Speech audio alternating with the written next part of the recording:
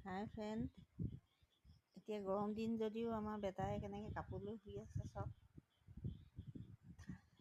এওঁ আছে কাপোৰ লৈয়ে, ময়ো এয়া কাপোৰ লৈয়ে আছোঁ, কিন্তু ফেনো এয়া চলি আছে।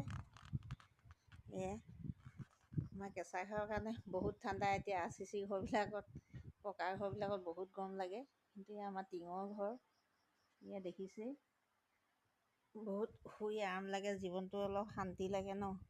জীৱনটোনো মানুহৰ কেইদিনীয়া, দুদিনীয়া, তাকো যদি শান্তিয়ে থাকিবলৈ নাপায়। RCC ঘৰ বনাই যদি গৰমত শুবলগীয়া হয় AC লগাই, কিমান কষ্টকৰ হয় নাই? চাওকচোন, টোপনি ক'ব নোৱাৰা হৈ আছে আমাৰ বেটা।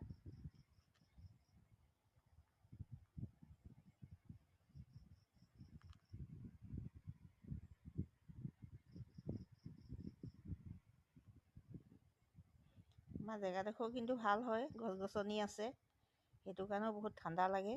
দিনতো বৰ ধুনীয়া হাৱা মাৰে, আগফালেও ধুনীয়া বতাহ, পিছফালেও ধুনীয়া বতাহ, মানে নেচাৰেলি প্ৰাকৃতিক বতাহ পোৱা যায়।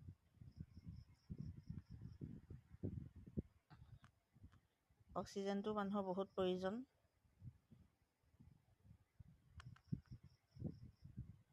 টোপনিত ক'ব নোৱাৰা হৈ আছে, দেখিছেনে বাৰু?